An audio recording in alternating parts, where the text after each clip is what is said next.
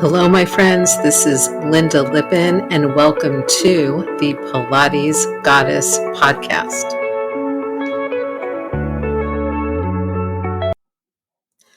Well, hello, everybody. Welcome back one more time. It's Lynda Lippin here, your host for the Pilates Goddess podcast. It is a cooler and somewhat rainy day here in New York City, so I'm feeling a little bit better as it's not, 100 degrees and humid out.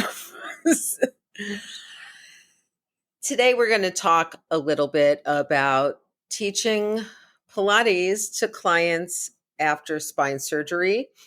And if you're somebody who's had spine surgery and is considering Pilates or is doing Pilates, this, should also interest you. I'm seeing a lot of questions online from people who have had spine surgeries and now they're physical therapists and surgeons are recommending that they do Pilates. I am also seeing a lot of posts from Pilates instructors who are having clients post spine surgery come into their Pilates classes, group classes, whatever else they're doing. And it seems to me like everybody just has a whole host of questions. There's just a lot of questions going on. So today I would like to answer a few of those questions and give you a better sense of what you should be expecting in Pilates after spine surgery. Okay. So first of all, let's talk about why somebody would be having spine surgery and what the different kinds of spine surgeries are and where they can happen, because, that will obviously make a huge difference. In general, people are going in for a spine surgery because they are having basically huge detrimental effects to their ability to live well and do their daily life activities. So we're talking, sometimes people will start having trouble walking in addition to their back pain. You have something called a drop foot that you can get from a specific, push into the nerve from a herniated disc or a ruptured disc. And we'll talk about what these things are in a minute.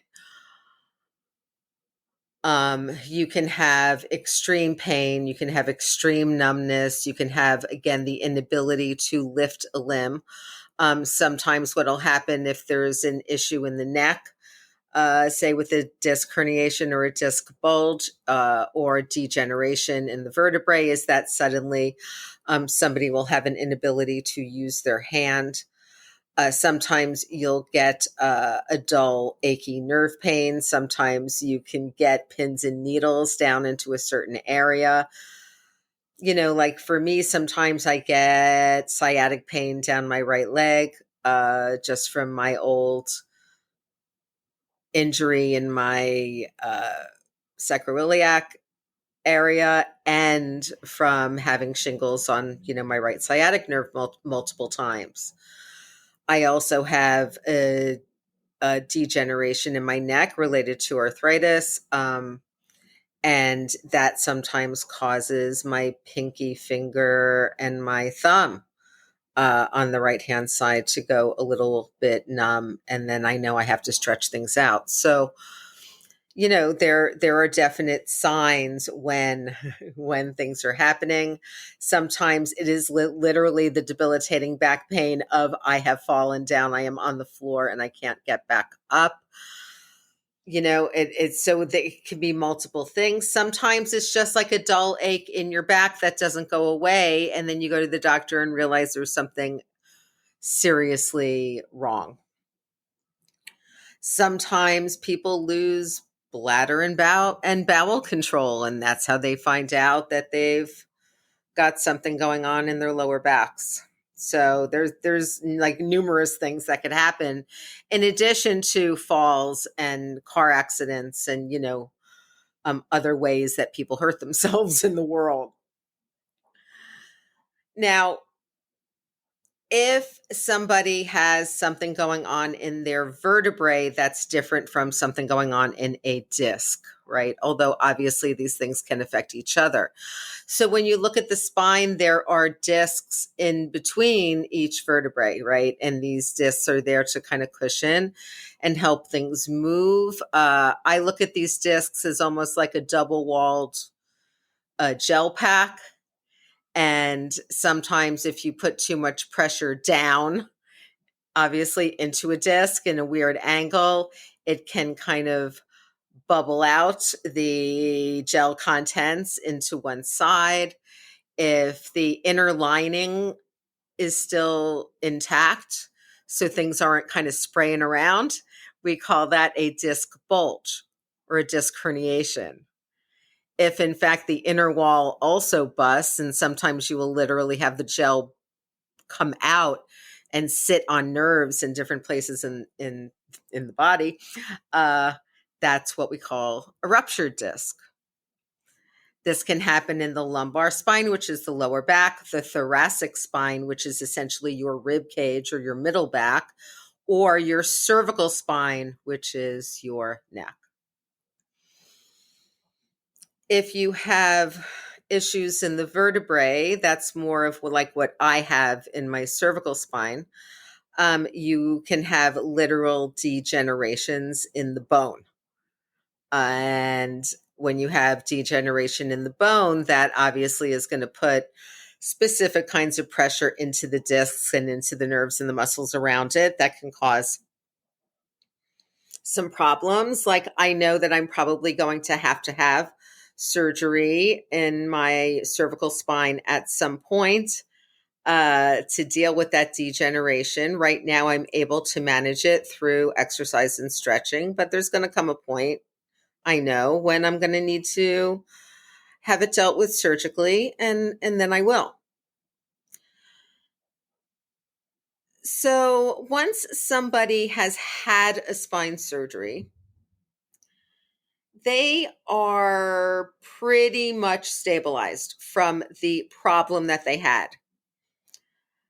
The issue that can now result, and this is something that you really need to think about and consider, is that if somebody has, say, a fusion or has had hardware in their back, and we'll talk about the different kind of levels of spine surgery in a second.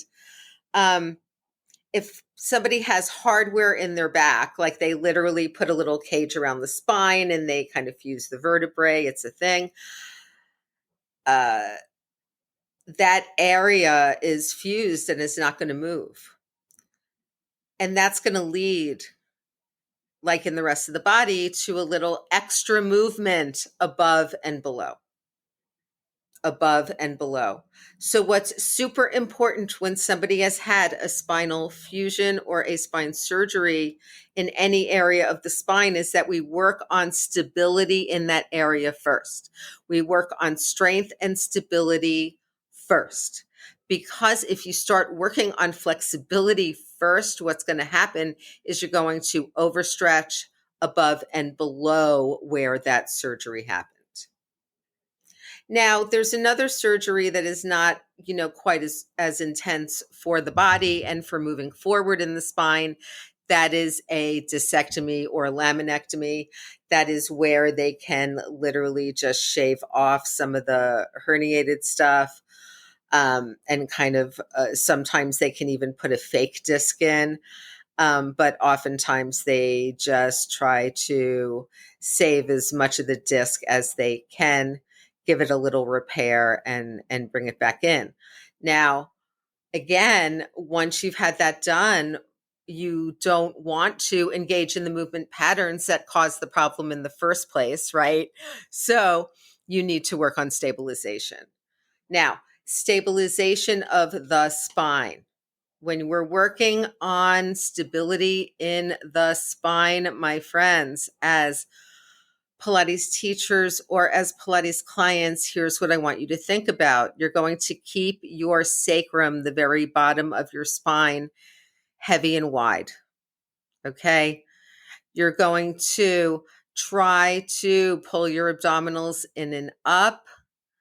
You're going to try to not move your back too much. Let your ribs move as you breathe, but do work with your arms and your legs and try to keep your spine out of it. Okay. This means that maybe you're keeping the head down for the ab work, for the 100, for the ab series. This means you're not doing the short spines, the long spines, the rollings, the rollovers, the jackknives, those things. That means that you are working on your footwork, on your standing footwork, on your squats, on your standing extended wall work, on doing the even the extension work on your stomach in small ranges of motion so that you're working on the length and on strengthening all of those muscles in through your back. You need at that point also to be working a lot on kind of hip mobility, shoulder mobility, okay? Glute and leg strength, abdominal strength, back strength. You're looking at all the work that keeps your spine long, that keeps you breathing, that keeps you standing up tall. That can even mean that on something like short box at the beginning, you are not doing the initial rounding work, but maybe just doing the lift and lean back, the second position, and maybe a teeny bit of head lead rotation for the third position. You may also find that if there's any kind of hardware in the spine, that some extra padding under the actual hardware can be helpful. So, a little black cushy pad under the sacrum and lower back if it's been a lumbar issue, or maybe a little extra padding under the head and neck if it's a cervical issue, Some folks need that, some folks don't. So feel it out for your own body, feel it out for your client. But again, this is one of those, I talk sometimes about how Ramana used to say, bad back, keep flat. In other words, if somebody's having issues in their spine, don't move them too much.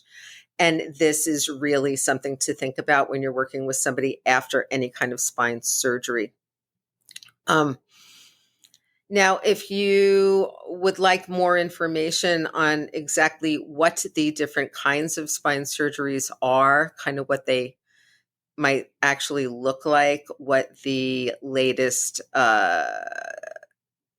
work is in that, what the prognoses look like, I am teaching a workshop on this very topic. This is coming up at Bombshell Pilates Chelsea in New York City on August 10th. It's a Saturday from 3 to 6. And it's entitled Pilates After Spine Surgery and Joint Replacements. So we're going to look at the different kinds of spine surgeries.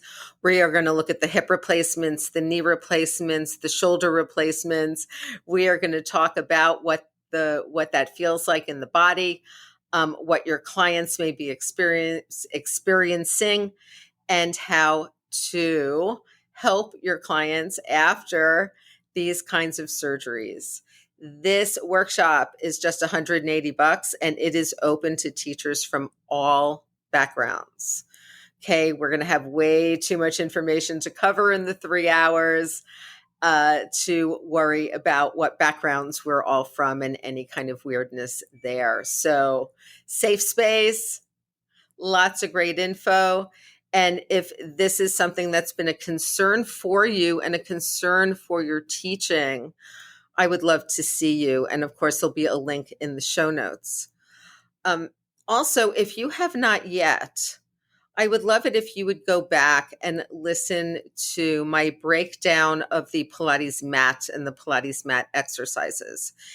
I break them down in terms of where you find the shape and the exercise everywhere else in the Pilates studio. And if you find that useful, I actually have a private podcast where I'm starting to break down all of the reformer exercises in that same way. There is a link to the private podcast in the show notes. It is just $9 a month. There's already, I think, 4 or 5 episodes up, and we are through the early intermediate reformers. So if that's something that you're interested in, I would love to see you there. And again, the link is in the show notes, or you can go to coffee.com. That's ko-fi.com/Pilates Goddess. And you can sign up right there. It's a $9 a month membership, and it will unlock all of the reformer breakdown episodes for you. So, my friends, continue getting out there and teaching the Pilates, fighting the good fight, helping people feel and function better. Thank you for listening. I love you all, and I will talk to you soon. Bye. Thank you so much for listening to the Pilates Goddess podcast. Music brought to you by Nerd Salad. Please leave a review on Apple Podcasts, especially if you liked it. And please like, share, and subscribe wherever you listen to your podcasts. Thanks.